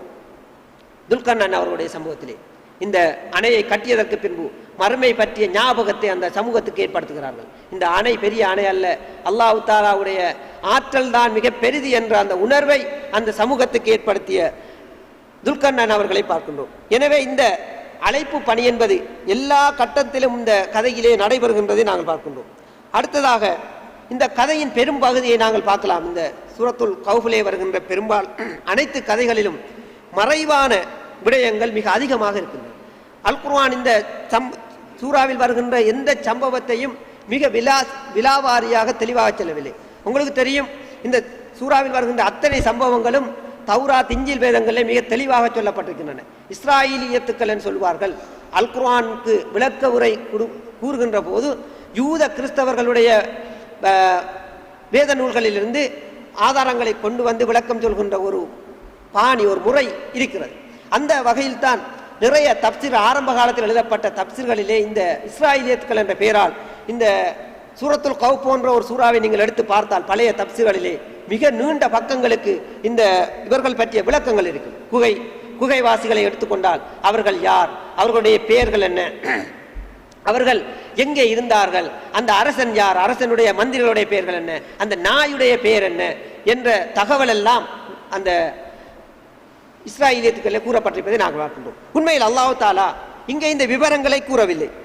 அந்த குகைவாசிகள் யார் என்று கூறவில்லை. அவர்கள் எத்தனை பேர் என்பதையும் கருத்து வேறுபாட்டில் ஒரு விடயமாக தான் அல் குர்ஆன் காட்டுகின்றது. அவர்கள் எத்தனை வருடங்கள் இருந்தார்கள் என்பதையும் அல் குர்ஆன் 2 விடயமாக சொல்கிறது. 300 வருடங்கள் என்று கூறிவிட்டு அல் குர்ஆனிலே அல்லாஹ் தஆலா அவர்கள் இன்னும் 9 வருடத்தால் அதிகரித்தார்கள் என்று அவர்களுடைய வருடத்தையும் கூட சரியாக 300 வருடம் என்று அல் குர்ஆன் குறிப்பிடவில்லை. எனவே இவ்வாறு அவர்களுடைய விவரத்தை தெளிவாக குறிப்பிடவில்லை. அதே போன்றுதான் அந்த 2 தோட்டங்களின் சொந்தக்காரனுடைய தோட்டம் எங்கே இருந்தது, அவர்கள் யார் என்ற விவரத்தையும் குர்ஆன் சாஹிபுல் ஜன்னத்தை அவருடைய பெயர்களை கூட குர்ஆன் குறிப்பிடவில்லை. 2 தோட்டங்களின் சொந்தக்காரன் என்று தான் குறிப்பிடுகிறார். அடுத்ததாக துல்கர்னைன் என்ற அந்த அரசனுடைய சம்பவத்திலும் அவருடைய அணை எங்கே இருந்தது, அந்த யஹ்ஜூஜ் மவ்ஜூஜ் கூட்டம் என்பவர்கள் யார், அவர்கள் எங்கே வசிக்கிறார்கள் என்ற விவரம் எதையுமே குர்ஆன் குறிப்பிடவில்லை. ஏன் அல் குர்ஆன் இவ்வாறு இந்த மறைவான இந்த விடயங்களை குறிப்பிடாமல் அப்படியே விட்டுவிட்டு இந்த சம்பவங்கள் குறிப்பிடுகின்ற படிப்பினையில் மாத்திரம் ஏன் குர்ஆன் தனது கவனத்தை செலுத்தியது? அதே போன்றுதான் ஹதர் அலைஹிஸ்ஸலாம் அவர்களை பற்றி நாங்கள் பார்த்தோம். அவர் பற்றிய விவரம் இன்று வரையும் முஸ்லீம் சமூகத்திலே ஒரு சர்ச்சைக்குரிய ஒரு விடயமாக அவருடைய ஹதர் அலைஹிஸ்ஸலாம் அவருடைய வரலாறு இருக்கிறது. எனவே அல் குர்ஆன் அவரை பற்றியும் அவர் ஒரு மலக்கா மனிதனா என்று கூட சொல்லாமல் அவர் ஒரு அடியான் அப்துன் என்றுதான் அல் குர்ஆன் குறிப்பிடுகிறது. எனவே ஏனென்றால் இந்த மர்மங்களை அல் குர்ஆன் விடுவிக்க வரவில்லை. ஏனென்றால் இந்த பகுதி அனைத்தும் மறைவான விடயங்கள் தொடர்பான விஷயங்கள். எனவே ஒரு மனிதன் இந்த மறைவான விடயங்கள் பற்றிய ஆய்விலே ஈடுபட சென்றால் அவன் ஈமானை இழக்கின்ற நிலைமை வரும். எனவே மறைவான விடயங்கள் பற்றி அல்லாஹ் எதனை குறிப்பிட்டிருக்கின்றானோ அதனோடு ஒரு மனிதன் தன்னை நிறுத்திக் கொள்ள வேண்டும். ஏனென்றால் மறைவான விடயங்களை பூரணமான அறிந்தவன் அல்லாஹ் என்ற நம்பிக்கை எங்களிடம் ஏற்பட வேண்டும் என்பதற்காக அல்லாஹ் தஆலா இங்கே இந்த விடயங்கள் தொடர்பாக விளக்கத்தை தரவில்லை. இஸ்லாமிய சமூகத்திலே அல்லாஹ் தஆலா விதித்திருக்கின்ற இந்த வரையறையை மீறி சென்றதன் காரணமாகத்தான் எங்களுக்கு தெரியும் நிறைய நல்ல தப்சீர்களில் கூட இஸ்ராயலியத்துக்கள் என்று சொல்லப்படுகின்ற இந்த யூத கிறிஸ்தவருடைய கட்டுக்கதைகள் நுழைந்து அந்த தப்சீர்களுடைய புனிதத்தன்மை கெட்டு போவதற்கான காரணமாக அல்லாஹ் தஆலா விதித்த இந்த வரையறையை முஸ்லீம்கள் மீறி சென்றது காரணமாக அமைந்தது.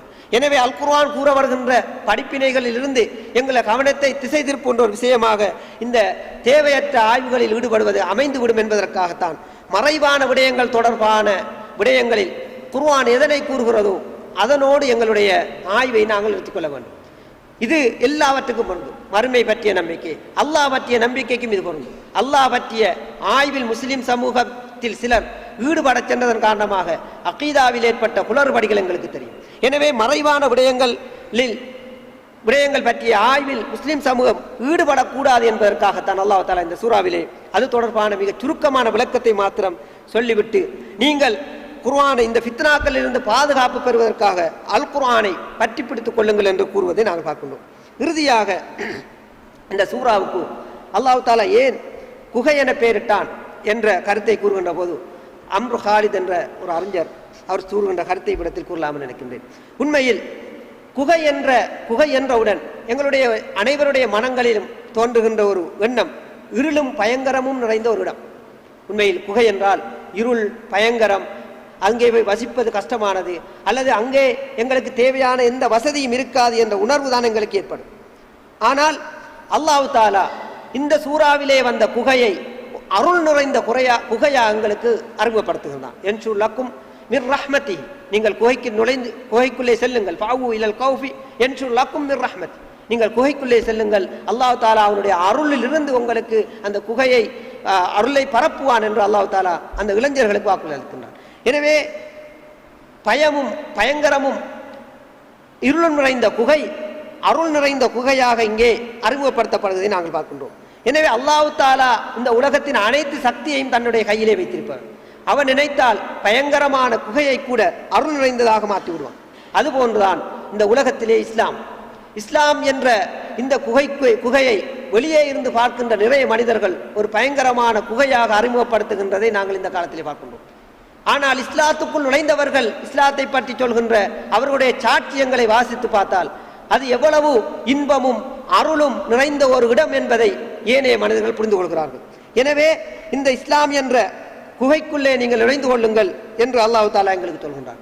எனவே இந்த இஸ்லாத்தை வெளியே இருக்கின்ற மனிதர்கள் பயங்கரமானதாக காட்டினாலும் அந்த இஸ்லாம் என்ற குகைக்குள் நுழைந்த மனிதர்கள் அதனுடைய இன்பத்தை நுகர்ந்து கொண்டே இருப்பார்கள். அல்லாஹ்விடமிருந்து கிடைக்கின்ற அந்த அருளை அவர்கள் அனுபவிப்பார்கள் என்பதை அல்லாஹ் தஆலா எங்களுக்கு இந்த சூறாவிலே சொல்லி காட்டுகின்றான். இறுதியாக இந்த சூறாவை அல்லாஹ் தஆலா முடிக்கின்ற போது இறுதியாக இந்த வசனம் இவ்வாறு முடிவடைகின்றது. ஃபமன் கான யர்ஜூ லிகா ரப்பி ஃபல்யஅமல் அமலன் சாலிஹன் வலா யுஷ்ரிக் பிஇபாதத்தி ரப்பிஹி அஹதா. உங்களில் ஒருவர் அல்லாஹ்வை சந்திக்க நாடினால் நீங்கள் உங்களுடைய செயல்களை, சாலிகான செயல்களை நீங்கள் செய்யுங்கள். உங்களுடைய இரட்சகனுக்கு இபாதத் செய்கின்ற விடயத்திலே யாரையும் நீங்கள் இணையாக்க வேண்டாம் என்று இந்த வசனம் முடிகிறது. எனவே இந்த வசனம் 3 கருத்துக்களை சொல்கின்றது. ஒரு மனிதன் மறுமையிலே அல்லாஹ்வை சந்திக்க நாடினால் அவன் சாலிகான அமல்களை செய்ய வேண்டும். ஆனால் அந்த சாலிகான அமல்கள் எவ்வாறு இருக்க வேண்டும்? அல்லாஹ்வுக்கு மாத்திரம் என்ற தூய எண்ணத்தோடு செய்யப்பட்ட செயல்களாக இருக்க வேண்டும். எனவே அல்லாஹ்வுக்காக என்று செய்யப்படாத எந்த செயலையும் அல்லாஹ் தஆலா ஏற்றுக்கொள்ள மாட்டான் என்று இந்த சூரா சொல்கின்ற அனைத்து கருத்துக்களுக்கும் முத்திரை வைப்பது போல இந்த வசனத்தோடு இந்த சூரா முடிவடைவதை நாங்கள் பார்க்கின்றோம். ஒரு மனிதனுடைய செயலை அல்லாஹ் ஏற்றுக்கொள்வதற்கு 2 நிபந்தனைகள் அவசியம். ஒன்று, அந்த செயல் அல்லாஹ்வுக்காக என்ற இஹ்லாஸோடு நிறைவேற்றப்பட வேண்டும்.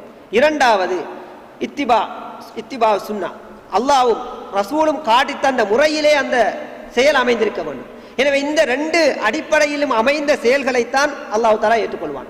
எனவே இது அல்லாத வேறு நோக்கங்களோடு வேறு முறையிலே அமைந்த எந்த செயலையும் அல்லாஹ் ஏற்றுக்கொள்ள மாட்டான் என்பதை இந்த சூரா எங்களுக்கு சொல்கிறது. எனவே மதிப்புக்குரிய இஸ்லாமிய சகோதரர்களே, அந்த வகையில் இந்த சூரத்து கௌஃப் எங்களுக்கு சொல்கின்ற இந்த படிப்பினைகள் எங்களுடைய வாழ்வின் ஒவ்வொரு நாளும் நாங்கள் மீட்டி பார்க்க வேண்டியவை.